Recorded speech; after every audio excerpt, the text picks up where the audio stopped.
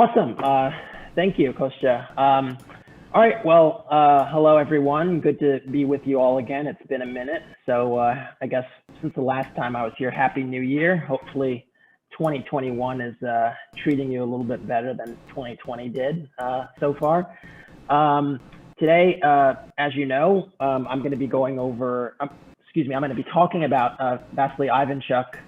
I know Kostya said Vasyl. I'm going to say Vasyl, even though I guess that's maybe not the most proper way to say it. But yeah, basically, Ivanchuk was a great player, still is a great player. And if you wanted to, learn more about him in depth, I'm sure you could Google him and look on Wikipedia. I'm going to just give you a very, I guess basically the best way I can describe him is, this guy was a true genius and giant in chess. And he was, top 5 in the world, more or less for a few decades, on and off. And on his best day, I truly believe he was greater than basically anyone that's ever played.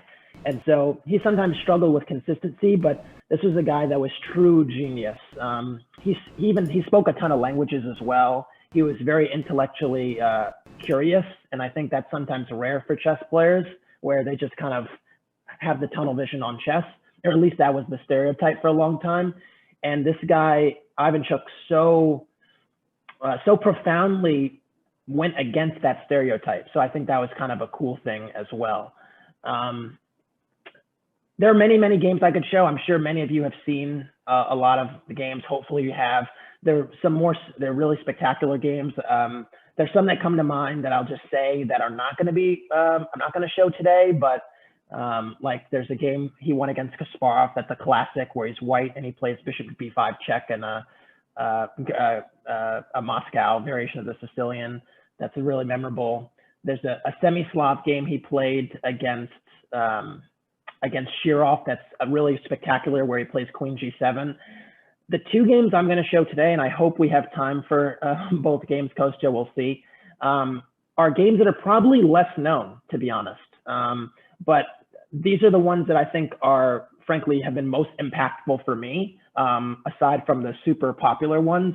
The 2 games I'm going to show today really left a serious, serious impression on me, and I hope they do for you as well. So without further ado, I think I'll just get started. Does that sound good, Kostya? We're good? I think so. Okay. This first game is actually from 2009 and was played at Chorus, which is now known as Tata Steel. So it's played in Wijk in the Netherlands. Yeah, this game I think is not a super well-known game, but it's just made a tremendous impression on me. And so let's take a look. I'm aiming to show 2 games of Ivanchuk, so we'll see how we go with the time. So anyway, so e4, c5, Sicilian, knight f3, d6, knight c3. It's interesting that Ivanchuk actually played knight c3 here instead of d4 right away. One thing that Ivanchuk was very much known for was always going his own way relatively early. And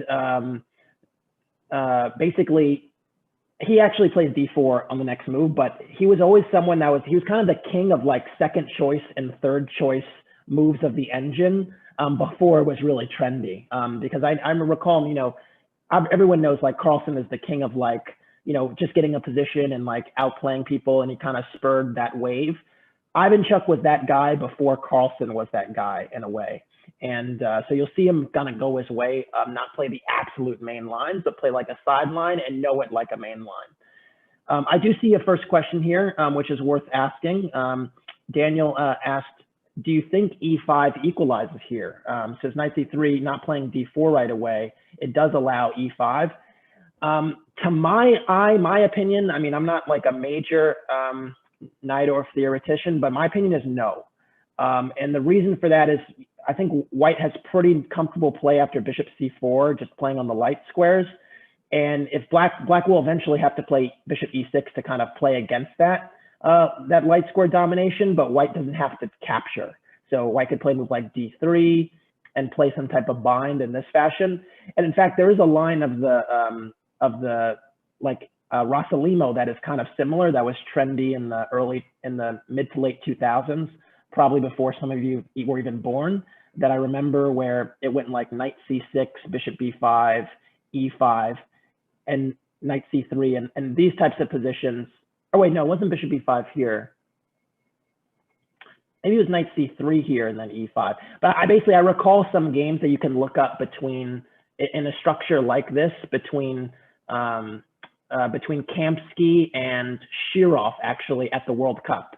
And there was structure where, Kamsky was white and playing on the light squares and had sort of a nice little positional bind. And sometimes they maneuvered the knight with like knight e2, knight c1. And then there were some weird knight maneuvers to get the knight to the center. Or no, it was the wrong knight. Sorry. It was d3, knight d2, knight f1, knight e3 to get the knight to d5. And there are some interesting games that are worth checking, beyond the scope of the time we have here, but definitely something worth looking at. So the answer is no. I don't think it equalizes, because I think the bishop being on c4 is just a better diagonal for e5 stuff. So anyways, d6, knight c3, knight f6, d4. We're back in proper open Sicilian land, and after a6, we have a knight off. Many different ways you can handle this position. So, I'm not going to ask you guys, there's bishop g5, there's bishop e2, there's knight b3, there's a4, there's all f3. We're just going to look at what Ivanchuk played and then kind of stop in the middle game, because this has been played before. So bishop e2 was Ivanchuk's choice. E5, knight b3. Sometimes it's trendy these days to go knight f3. I'll say that much. And sometimes people play bishop g5, take on f6 very quickly, and then play on the d5 square. I don't think it's so dangerous for black if you try this type of play, but this has kind of been modern attempts to kind of basically play against the d5 square. Instead, Ivanchuk played knight b3, and after knight b3, bishop e7, castles, bishop e3, bishop e6, queen d2, and knight d7, and a4. And this has all been played before. That's why I'm actually going through it quite a bit. I will stop where I believe there was a novelty, but this has all been played before. Basically, when you're playing bishop e2 and bishop e3, you're either playing for f4 or you're playing for a grip on d5. Can anyone tell me actually, if white plays f4, how black typically reacts in those structures? I'll give a moment. It's a good question. I think usually black goes e takes f4. And tries to put knight on e5. I'm gonna give this a go and say, Asish, why don't you, if you can unmute yourself and tell us what's happening. What's the typical strategy with f4? I said like take on f4, then like knight e5, and the sorry.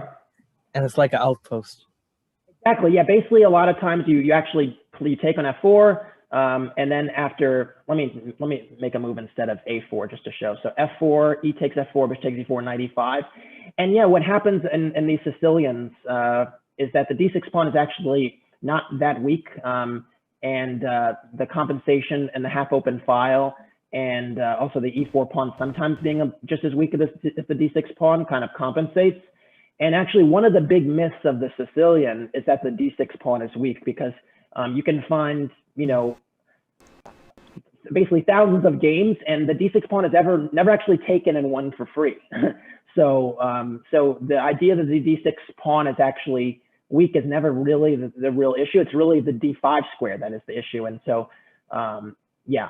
I should say also, of course, the knight on e5 is just a rock, right? It can't be hit by any pawn anymore now that the d and f pawns are gone. So it's completely justified with this knight on e5. So black is usually doing very well here. One thing that does happen a lot, though, is that when the knight captures on e5 and the pawn on e5 is gone, all of a sudden the knight on b3, which basically had zero activity with the pawn e5, all of a sudden comes to d4 again, and sometimes can play on f5 or play on e6. Not super relevant here because f4 didn't happen, but something to know if you're playing the Sicilian. This knight on b3 does wind up doing stuff at some point. So anyways, instead, after knight bd7, Ivanchuk played a4, kind of restricting move, playing against b5. And again, it's just, Ivanchuk is a guy that's always going his own way. So you're not going to really see him play like, you know, the absolute topical main line at the time. He's going to kind of play like, typically he's going to play like a slight variation within the main line. That's something he did throughout his career with great success. And frankly, he was someone, I should say, that, you know, basically was impossible to prepare for because he literally played everything.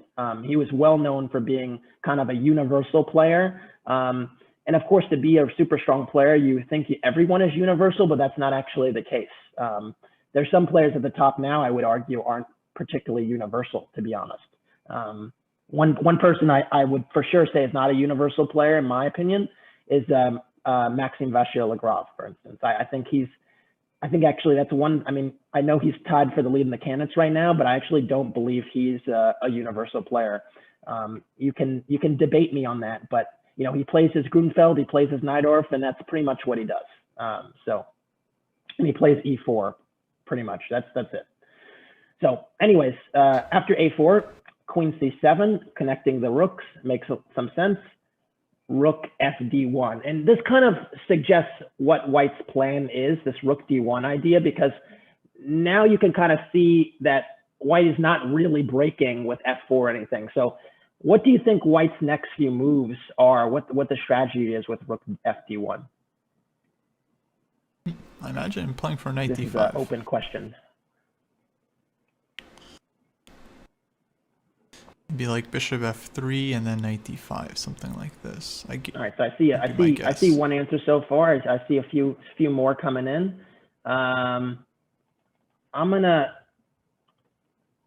give a shout out to Aradhya. Can you tell me what you're thinking?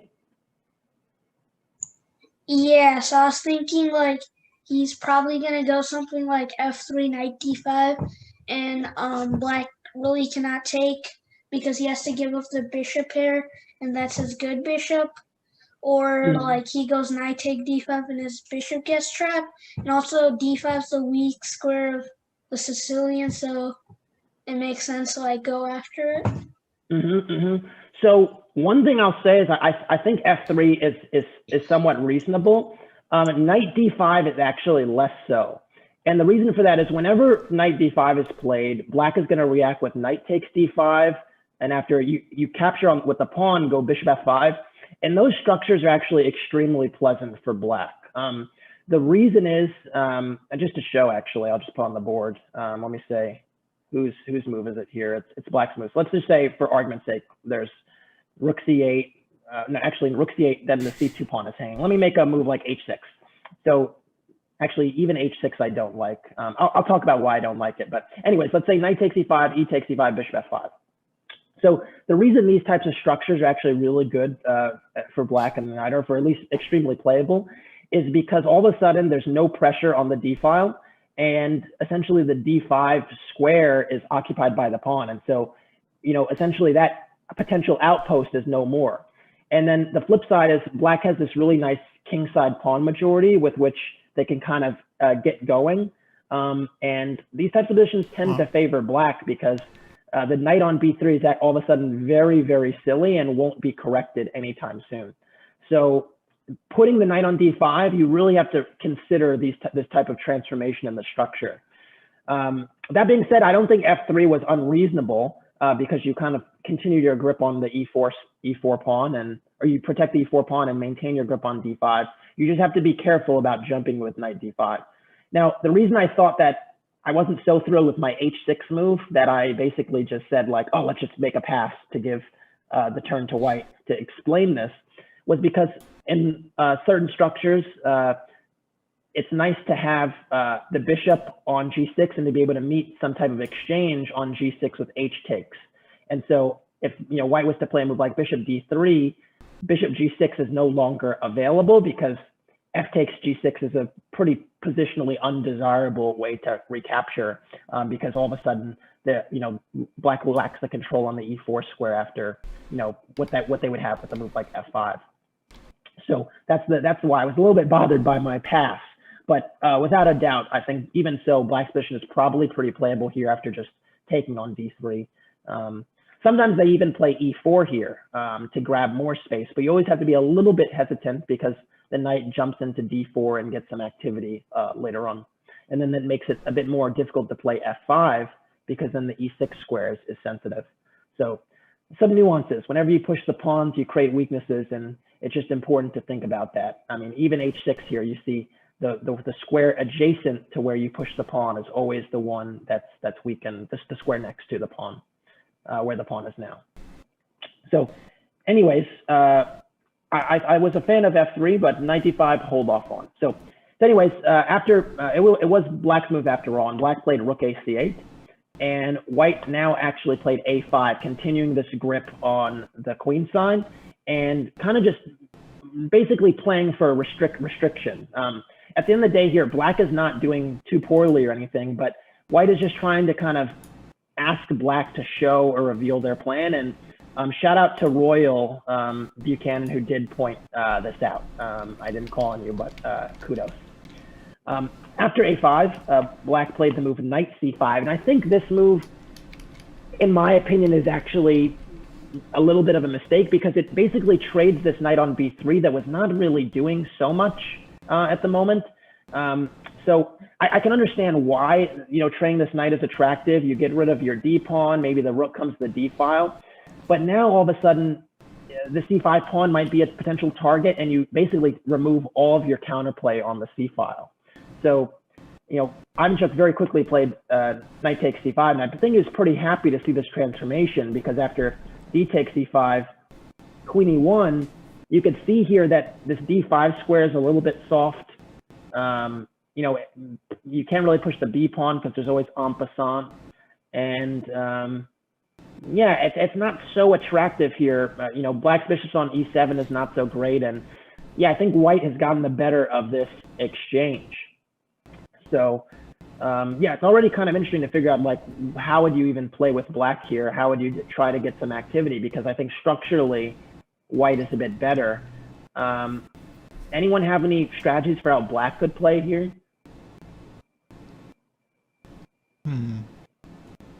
Yeah, welcome to all the raiders. We're just in the middle of the class here. Kassa is teaching the kids in Zoom. This is the US Chess School. And we're just Daniel, you want to share your plan? Observing. I said c4 and bishop c5 just to trade off white's good dark square bishop for our pretty poor dark square bishop. Yeah, that's interesting. So if you go c4, what if I go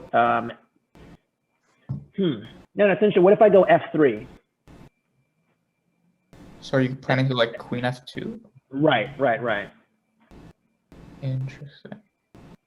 Like, aren't you weakening your dark squares when you're about to trade them off? Technically. Yeah, but I think my queen will get some dark square coverage on e3, and your bishop on e6 after c4 really is not going to have any type of prospects anyway. So, I mean, and also you're giving my queen some type of entry into the queen side, basically, after the exchanges. So the end games become, a bit unpleasant, I think. Like sorry, not queen c6, if you have this type of transformation, let's say you would just exchange. Yeah. I mean, your bishop on e6 is pretty poor. The c4 pawn is maybe a target at some point, and I could entertain some type of something on b6. Yeah, I don't like. I think black is worse. Yeah. Yeah, I mean, I think what black is kind of suffering here. But yeah, no, but it's a fair idea. I mean, we're trying to improve on the games. Jed, you want to suggest? Yeah, I realized my move. Okay, well now I realized my move was a mistake because of knight d5, but my idea was knight d7, idea knight b8, knight c6, and knight d4, which is a good idea in the long term, but I feel like right now knight d5 is a bit of a problem. Yeah. I mean, if you had the time to do that, that would actually be a pretty legit plan. It's just a question of timing. And, there's always that issue with when you have a knight and you're trying to get it to a square 2 diagonals away, it's going to take 4 moves, right? So that's actually something, when I'm sure some of you are playing, blitz or maybe even bullet. I'm not a bullet person myself at all. In fact, I can't stand it. Because I'm not very good at it probably. But when you're playing blitz, you always know, right? If your king is being checked by a knight, you want to move it to the square 2 diagonals away from the knight so that you've not checked for another 3 moves. And it's always one of those things that's really a nice element of geometry that's good to know so that, you can kind of carry on whatever your attack is so that you don't flag. So something to just keep in mind, that 2 diagonal concept. Whenever you see that as an issue, or whenever you see the knight trying to get to a square 2 diagonals away, it's going to take way too long, typically. So yeah, so anyways, I think one plan, well, we'll see what Black did in the game. Black played the move Rook F8. I do think this is the best move. I mean, this is Karjakin after all, and he's a pretty reasonable defender. And yeah, you just want to try and fight for the D5 square a little bit. And also in some positions, Rook D4 actually might be a very interesting idea. Just kind of, almost like a classical type of exchange sacrifice type of thing to try and basically disbalance the position a little bit. And also maybe even if you get the central pawn for it, this Rook D4 idea can be quite a theme. So anyways, after Rook F8, White played the move Rook takes D8, which is a good move. And after Rook takes D8, played F3. And yeah, White is just very slowly consolidating. You can see this Queen F2 stuff might be decent. Yeah, I think White has some plans because of the gains being made on the queen side right now. You could say with this A5, A6 fixture. But I want to get to the good stuff because I do want to get to the second game, which I think is in some ways even made a bigger impression on me than the first. So I really want to keep it moving a little bit. But after F3, Black played C4, which was consistent with the plan that was already suggested.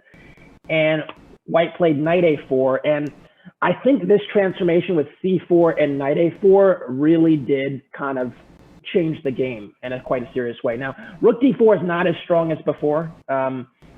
First of all, White doesn't have to take right away, but also the pawn on E4 is not being won. So that I think Rook D4 is not as strong as the previous exchange sacrifices. Although I should note that if White takes immediately, maybe C2 is hanging and maybe there is something for the exchange. So it was an idea, but White doesn't have to take. White can even still go Knight A4 and then go C3 and dig out the Rook on D4. But after C4, Knight A4, you see there's this these squares that are being fixed are all of a sudden really an issue. And Ivanchuk just handles this beautifully over the next few moves. So this is what this part of the game kind of left the impression on me that I hope all of you appreciate. So Knight D7 was played, keeping more of an eye on the C5 square. Queen C3, another nice maneuver. Part of the Queen E1 is not just F2, but also C3. Notice that the Queen E1 also protected the A5 pawn, which was pretty important. F6, covering the E5 pawn makes some sense. B3. Now, B3 was actually not the best move.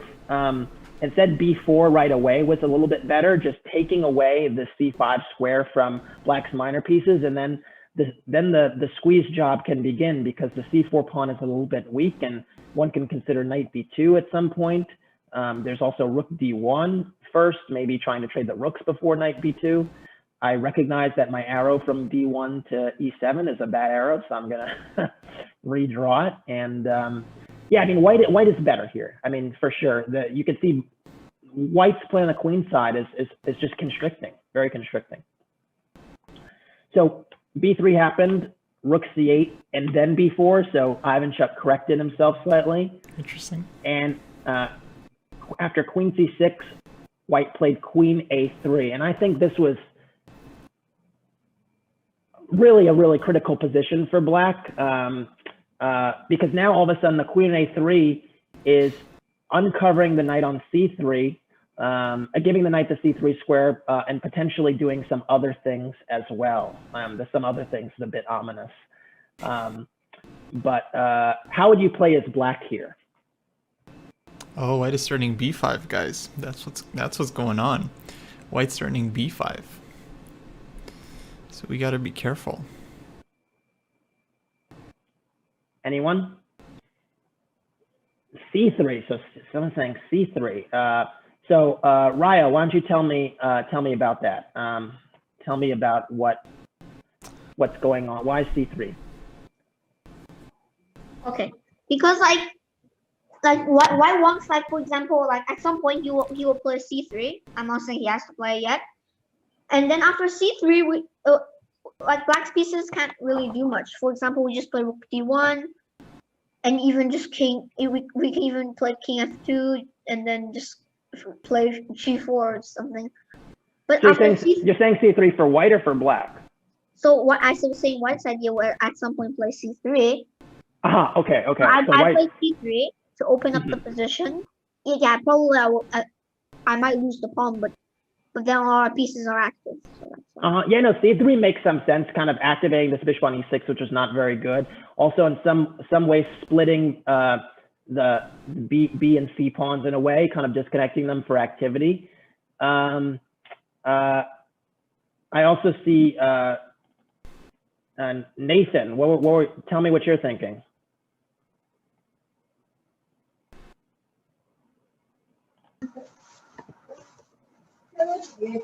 Oh, your mic is compromised. All right, so you're saying it isn't was suggesting F5, and yeah, that's a pretty active move. Basically, trying maybe to loosen the construction on the king side here, maybe getting some play on the king side. Well, it's funny because black actually played the move F5. Karjakin played F5, and he clearly missed white's response. But it's not just the response that's so impressive. It's really the sequence of moves from here to the end of the game.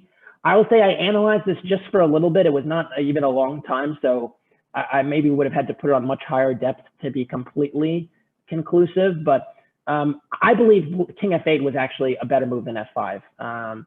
And the reason that's the case is because F5 has kind of a tactical flaw that I think some may have spotted already, and it's the move B5. It makes sense. I mean, basically, you see this bishop that's unprotected on E7, and I think most of us here, maybe all of us here, can understand that bishop takes A3, B takes C6 is winning on the spot because after you have this position, you can see the bishop and the knight are both hanging. But what's so spectacular about this sequence is that it requires so much more work to actually win the game. And Ivanchuk was so good at working out complications in irregular positions that I thought I had to show this. And I was like, I remember looking at this game, I was like, what happened? Because even after this tactic, I didn't think black was, lost. And so after B5, you cannot take on A3. So black has to deal with the B5 pawn and played A takes B5. And after queen takes E7, B takes A4, we got the bishop pair, but it looks like there's an absolute mess on the board. I mean, first of all, this A pawn looks like it's, kind of this A4 pawn, I should say, is actually looking kind of active. Our queen is kind of in the hornet's nest, but kind of a lone wolf right now. And it seemed to me at first sight that this shouldn't be a position where it's like white is killing it, but it's the case. And so how would you play as white here to keep this game going? Keep the initiative going? Interesting question. Yeah, I mean, it definitely feels like black's position is like super loose here, right? Like light squares are weak. My first instinct is just rook d1. Simple. Maxwell? Yeah, hi. Hey. What you thinking? So I was thinking I would take the f5 pawn here, and then after bishop takes, I could go queen to b4, hitting both pawns, and then b5 to protect the a and c pawns, and then rook b1, and it would be really easy to pile on that b pawn. So a few things. So e takes f5, bishop takes f5, queen b4. You were saying b5, but I would just go I just bishop don't takes want c2. And right now the A pawn is covered, the C pawn is covered, and even the B pawn is covered. And it's not clear to me that that white is better at all, because I can put the bishop on b3, and then all of a sudden I have two really dangerous passed pawns, right? The other thing I wanted to point out is if b5, yeah, now I would start to agree with you, because now you can even, instead of rook b1, let's not forget about en passant, right? And then the B pawn is a huge asset. The A pawn is hanging now, and yeah, this one I might feel a little bit more inclined to agree white is doing well. But even here, bishop takes c2 scares me a little bit, because I'm not totally sure I see a direct win after b7. Actually, no, b7, rook b8, maybe bishop takes c4 is actually winning, or queen takes c4. So it's close. It's close. It's closer. But of course, you know, black couldn't play bishop takes c2 instead of b5. So it's tricky. It's definitely tricky. And you know, it's really not obvious. It was really not obvious to me when I saw this game, what, 12 years ago now, geez, that how white should continue here. And Ivanchuk just worked it out. Really, he played really top moves here. So the first move is actually rook d1.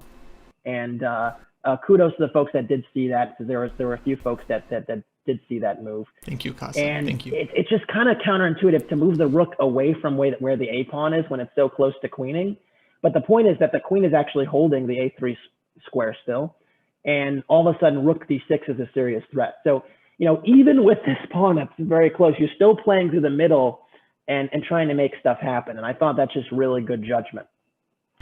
Karjakin played knight f8, which is the best move, protecting the e6 bishop again, and just making sure that rook d6 is not a decisive threat. But Ivanchuk played rook d6 anyway, because essentially it's very difficult to kind of defend this, and rook takes e6 is an issue. And you know, the pawn can be collected. That's kind of the thing. Like if the queen goes to some type of lazy square like b5, well, then the house will be collected, because you'll have exchanges that basically lead to all of the pieces, you know, being lost. And let's not forget, the queen is still eyeing the a3 pawn, or the a3 square. So I just thought it was tremendous judgment, but it gets even more beautiful, basically. So after rook d6, rook e8 was played.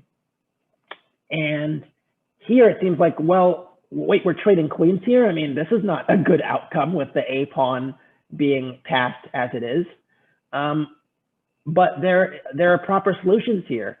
And basically, after rook takes e6, rook takes e7, white is still in the driver's seat. How?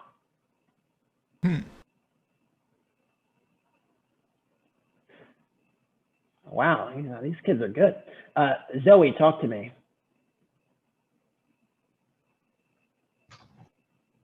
Oh, sorry, I just muted you by mistake. Go ahead.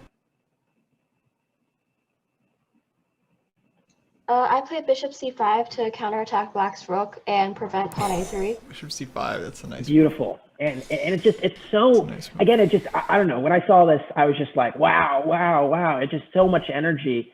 And yeah, that's the move. Bishop c5 is the move. It's so important that you control the pawn, but it's just a flair to do this, and to also recognize, okay, that if you take on e7, and all of a sudden the a pawn is this major asset, I think was really just spectacular.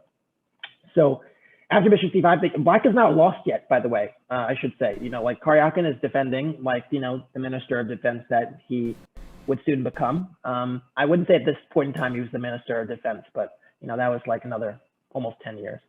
So rook d7. This move, rook d7, was actually not the best move. It turns out rook e8 is a bit better.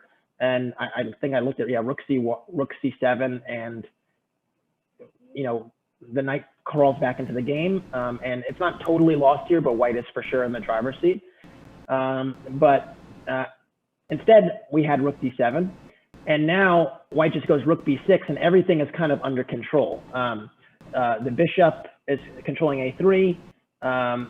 You know, the material is, the a pawn is still an asset.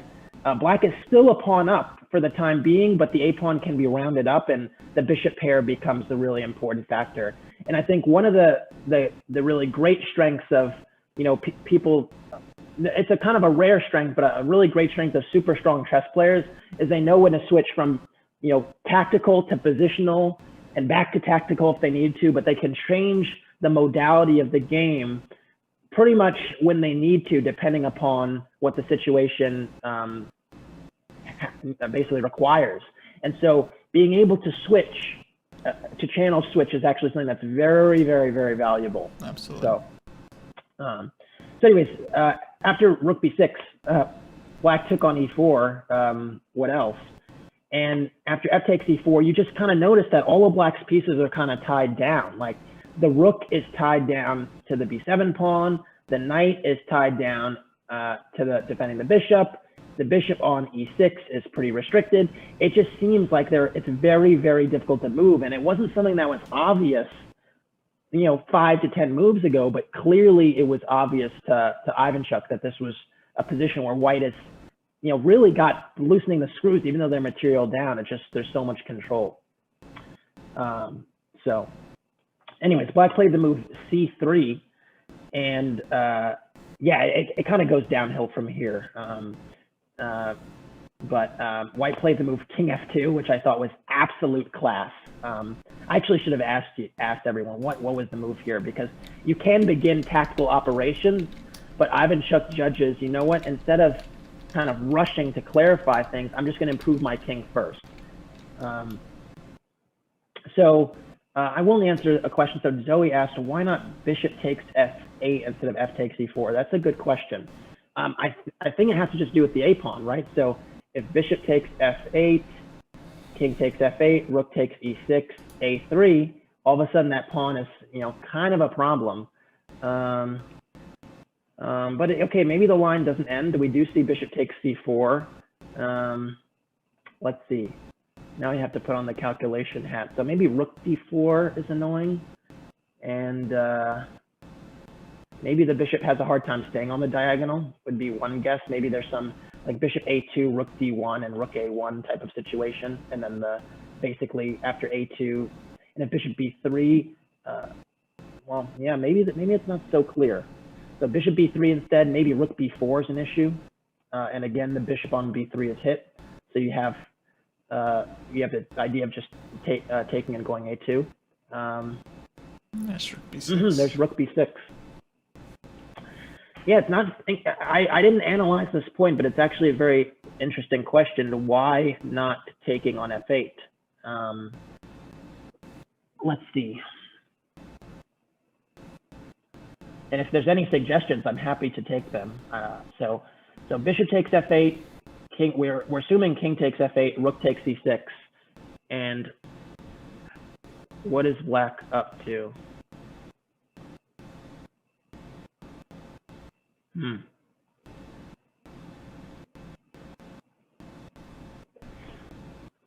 So I'm seeing some suggestions of rook d2. So bishop takes c4, a3, rook d1, and rook d2 to pick up the pawn. That's from Nathan. That actually is a pretty interesting suggestion. There's also combinations of e3 now that the pawn is hanging. So let's look at that. So like a3, E3. Bishop takes c4.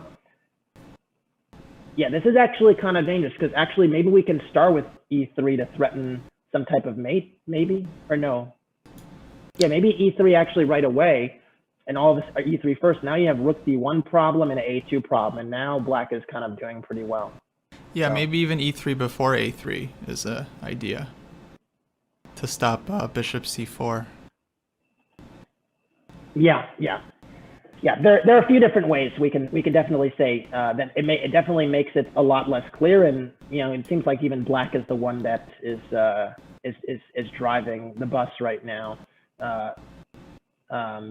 So I mean, even if whether it's e3 first or a3 right away, it looks like black is for sure not going to lose this game, and at least might just be winning. So it doesn't seem to work out. But anyways, why am I going all the way back? So anyways, after f takes c4, c3, king f2, I just thought this move king f2 was just such class, basically, because you notice that there's basically no counterplay, and you get your king to the center, and there really just isn't much for black to do. And I think the rest of the game, you can understand here that white is pretty much in the driver's seat, because the rook is, again, covering the b7 pawn, the knight covering the bishop. Really, every piece is kind of kept in place. And so all that's left for white to do is to just round up the pawns in a relatively efficient manner.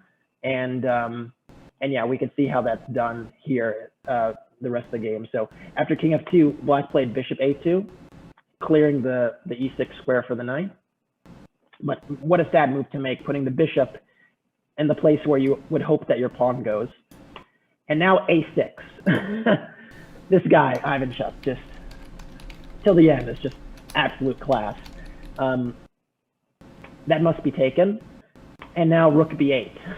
And so who would have thought that we just spoke about how the a6 pawn is the pride of the position, and all of a sudden it's just jettisoned to create an even more significant bind.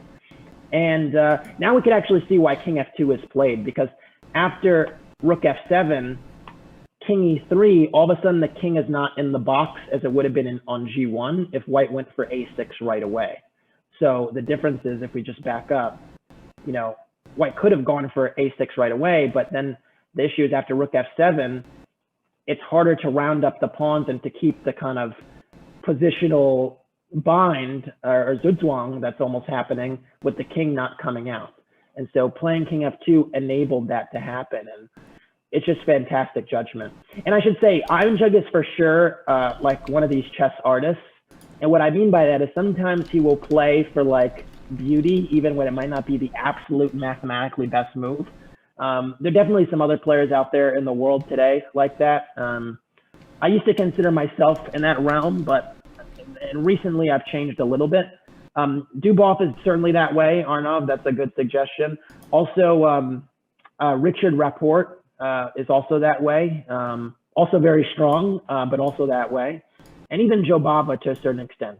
But it's amazing when you can still play for beauty, but not compromise the overall strength of the moves. And that's something Ivanchuk did at a very high level for a long time. So anyways, we get to this position after rook f7 check king e3, and it's totally busted. The rook now is tethered to the knight. The king is pinned. The knight can't move. White is how many pawns down? 2 pawns down, but they're A pawns that aren't really going anywhere. This bishop is the hardest working bishop in the business, attacking and defending at the same time. And it's really just, it's just completely lost, strangely enough. Or maybe not so strangely. Well, I played the move g6 just to try and get out the bind. And white played bishop d6. I mean, just cruel even to the end. Now just going to switch the bishop to a new diagonal. I said the bishop was the hardest working in the business. And after rook f6, rook d8, just still keeping the bind. Note that the king can't go to g7 now because bishop takes e5. The rook can't move because then f8 hangs. Yikes. A3, bishop takes a3, doesn't really change much. King g7, bishop d6 back. And you can see the remaining pawns are just super weak and collected all one by one. Brutal. And actually, after rook c8 here, Karjakin had enough and resigned. I don't know about you. I thought that game was pretty awesome. I mean, again, the opening kind of was, you know, most people would just click through the moves and think, oh, nothing happened. It was kind of a punt. But if you just go back just to like the grip that happened here, I think it all started with this knight c5 move, which I think was probably a bit inaccurate because in the long terms, the d5 square is sensitive and the c5 pawn is a bit weak. The queen e1 is a really nice touch, you know, thinking about queen f2, as we mentioned, and then this f3 consolidating the king side and going for positional play with knight a4. And note that this queen e1 also still covering a5, even while thinking about queen f2, was just brilliant. And then we have this scenario where the queen actually changes course because the knight left the c3 square, and all of a sudden we have pressure on the c4 pawn. And then that's transformed with queen a3, which seems like a very strange move. That's just clearing the c3 square for the pawn to go to c3 of the knight, but also setting up b5, which turns out to just work beautifully. This left a tremendous impression just because of the bind, the grip. What other synonym can I use? You get the point. It was just pretty amazing. And yeah, I hope you enjoyed that one, but I do want to show the other game actually. And I guess I won't have as much time for this game. So let me know, Kostya, if I should, you know, what time we should be ending, because I can kind of jump out of the immediate if we only have like 15 minutes. I think then I won't spend so much time. We can go for like another 20 minutes, I'd say. Okay. All right. So anyways, this next game that I'll show is, let me leave this one, is actually, I do know Shankland teaches classes sometimes. So my condolences to him being on the receiving end of one of these. But this was truly a spectacular game. And to be honest, I was looking at it the other day and it still amazed me. It really did. And I mean, I don't want to like, you know, kind of traffic and hyperbole, but it's one of the more remarkable games I've ever seen, just because it's not like just winning after he does it, but it just shows such brilliant judgment. So anyways, I'll spend less time on the opening than usual, but here we go. Ivanchuk is white and Shankland is black. And this was actually played pretty kind of recently, 2017, not like a million years ago. So, all right, so D4, I mean, Shankland was, you know, he's like already, you know, almost 2,700 here. So D4, knight F6, C4, E6, knight F3, B6. So we have a Queen's Indian, it seems, on our hands.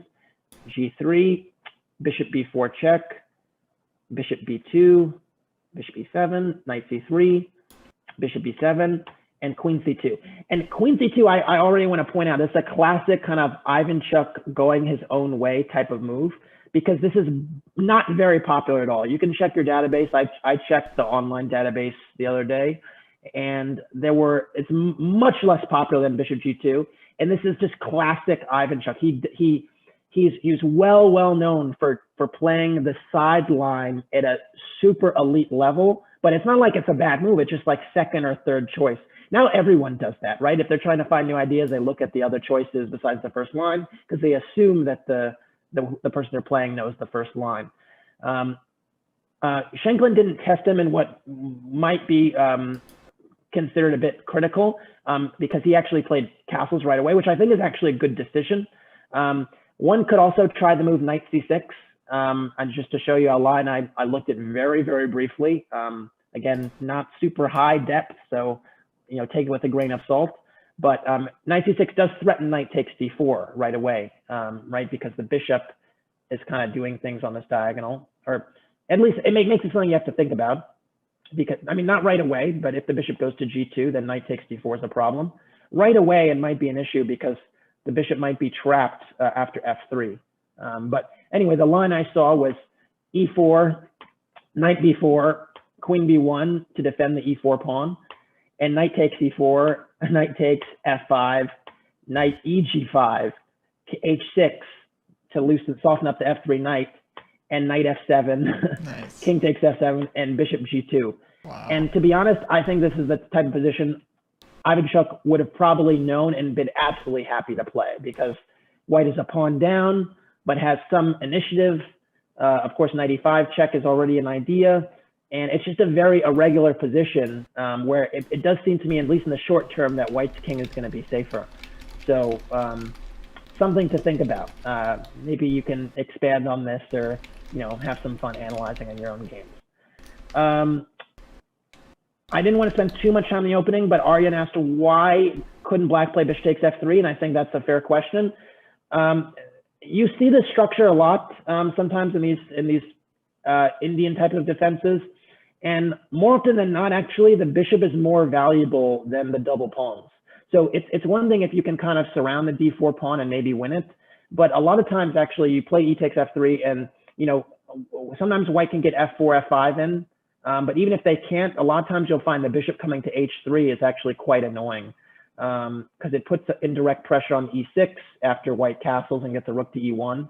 And in many circumstances, you'll find that the double pawns are not a huge issue.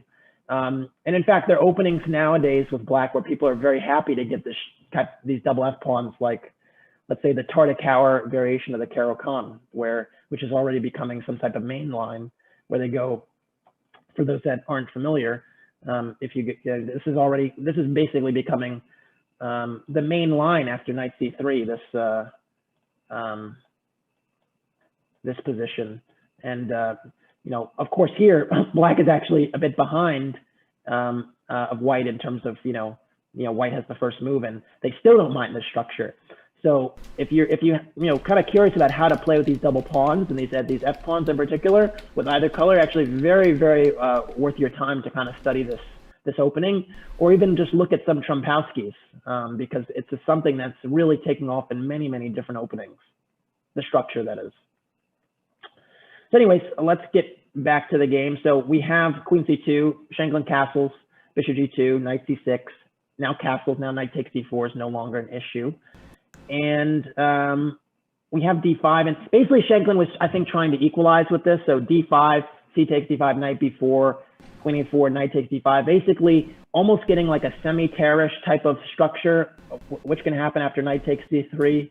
And with the bishop already on the diagonal, ready to challenge the white bishop on g2, white is maybe marginally better, but not that much. And that's always kind of the thing in these Queen's Gambit, Catalan type of positions, is whether the bishop on g2 will be opposed or not, because that's really kind of helps you determine who's better and why. After knight d5, Ivanchuk played rook d1, and Shankland went queen e8, which I think is maybe slightly inaccurate. I think knight takes c3 is a little bit better, just because you want to trade some minor pieces, you lack some space. I can understand why maybe he's a bit reluctant to do this, open the rook up against the queen, but I think it would have been a bit safer to play it this way. White still is better though, it must be said. I mean, knight e5, knight c6 is an idea to kind of soften up those light squares, and yeah, white is still a little better. But anyways, let's get to the good stuff.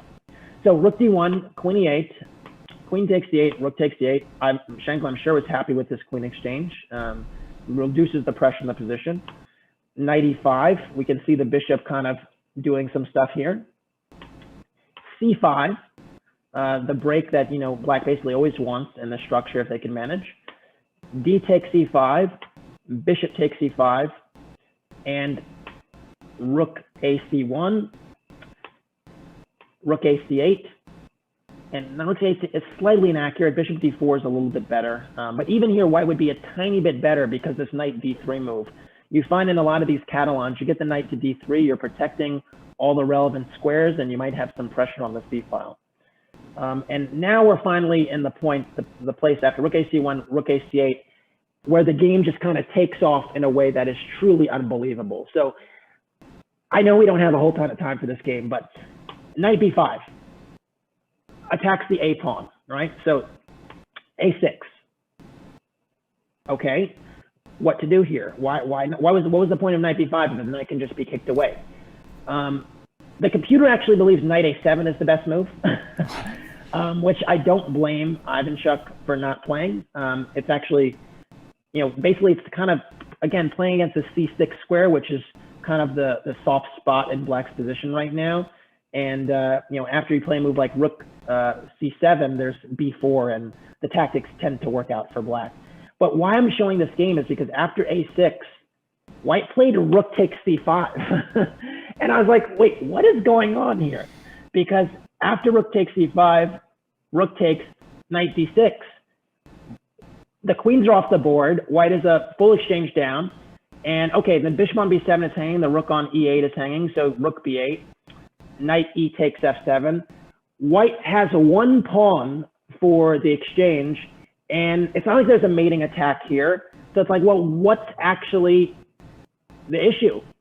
And it turns out here that this position is actually extremely difficult to play.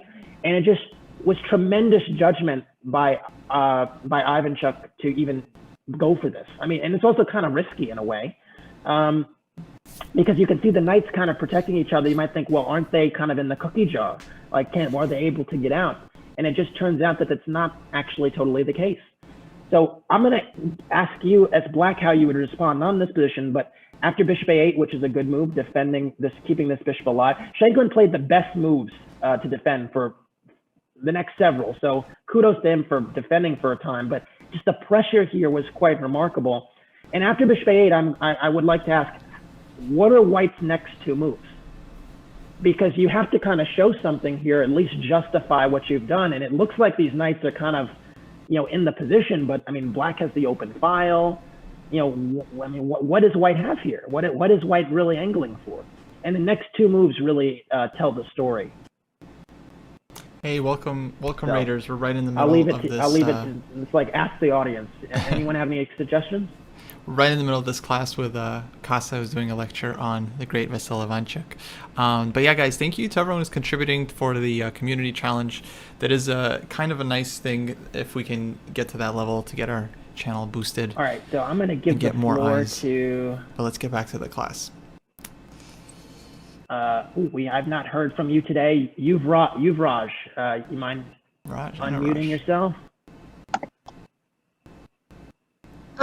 Okay. I was thinking b4 because I just wanted to push that rook around.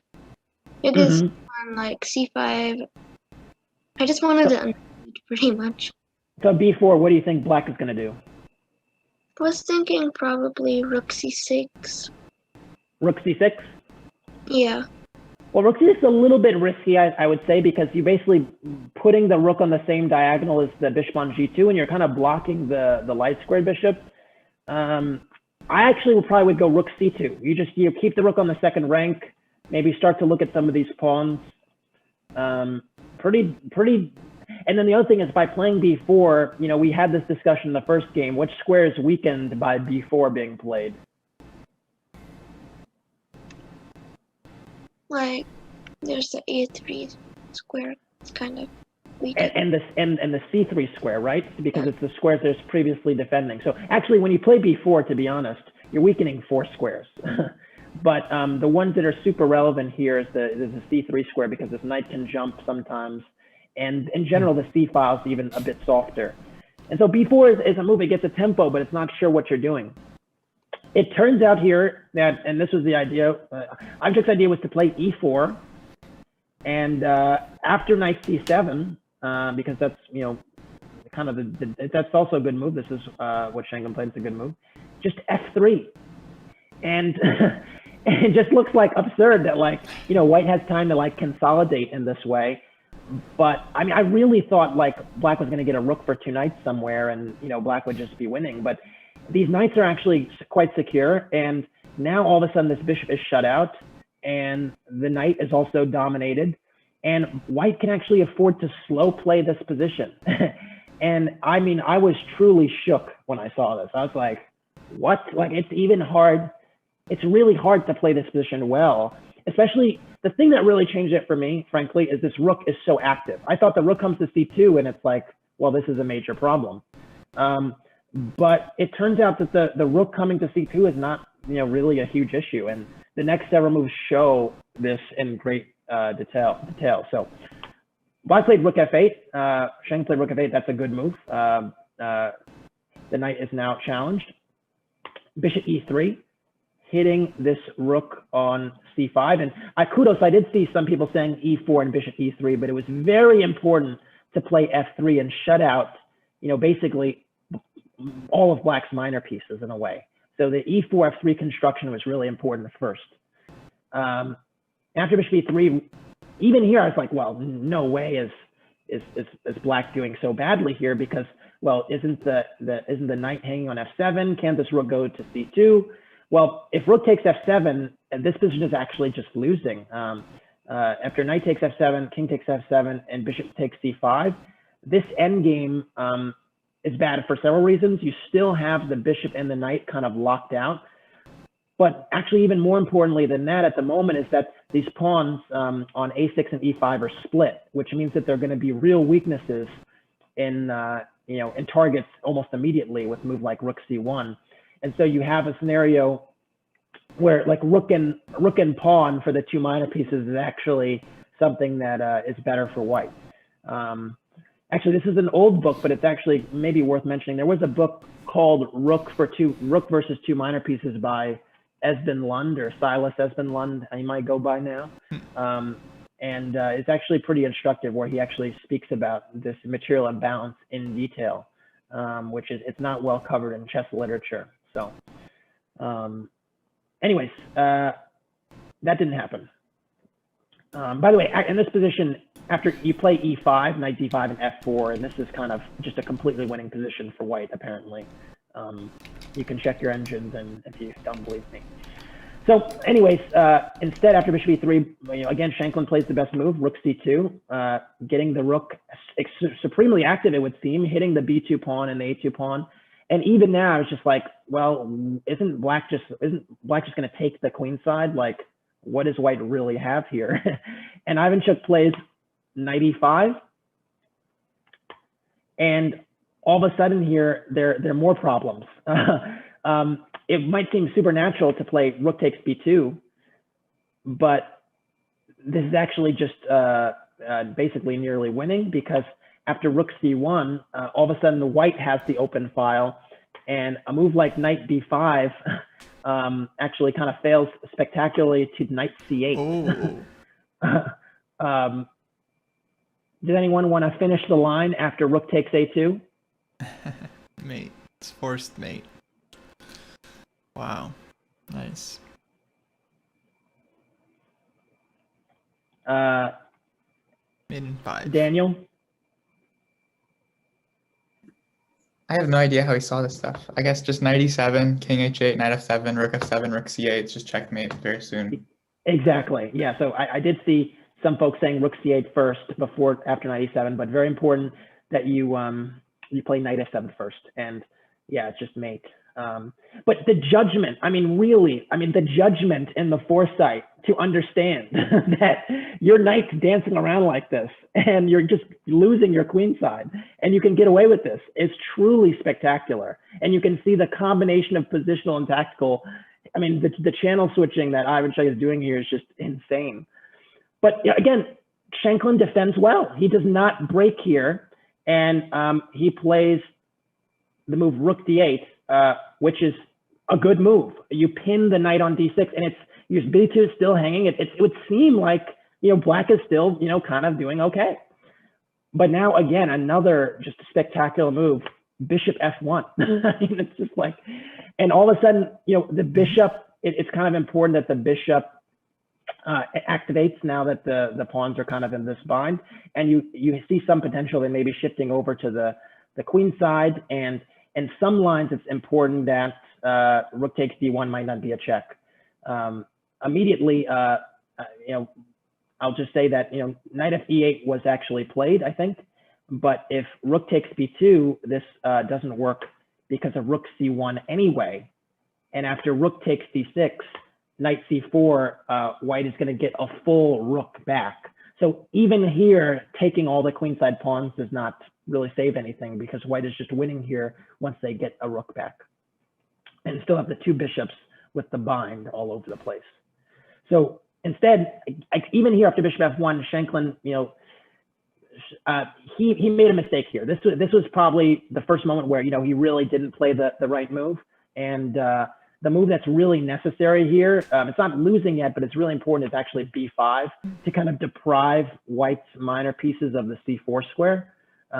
Because you saw in all these lines, knight c4, forking the rooks was a problem. And in some lines, even the bishop might want to use the c4 square. And so, and you also just protect the pawn, which the bishop on e3 was hitting. Unfortunately here, after several really strong moves by Ivanchuk, knight f e8 was played. And again, still not clear how you kind of bring this home. But Ivanchuk played bishop d3, just stunning. Breaking the pin and also attacking the rook on c2. The reason I thought this was kind of crazy is because you're just inviting them to take your pawns. Yeah, what's he doing? But after rook takes b2, now you go knight dc4, and you're basically refusing to trade your active pieces for their really bad ones. That's basically it. And after rook takes a2, bishop takes b6, the squeeze continues. Now, again, white is a full exchange down. The pawns are equal, but it's very difficult to move pieces. The knight can't move. The bishop can hardly move. This knight can't move either. Just very difficult. There's a bit more to this game, and I will finish the game, but and kind of dip through it. But this is kind of the last moment where black could really defend better, and because it goes downhill kind of quickly after this. And so I'm actually going to ask you all, what's the best way black can defend here? Because and I'll show you the move Shankland played. Shankland played rook a4, and that was a bad move, and it wasn't good enough. But how would you try to defend this one? Because not like white is winning here. It's black, it's still about equal. I mean, the bishop on a8 is just so bad. Oh no! Did I show the move by mistake when the chess base showed the options? Oh, I didn't see. Well, hopefully I see Daniel saw it, but hopefully no one else saw it. Yeah.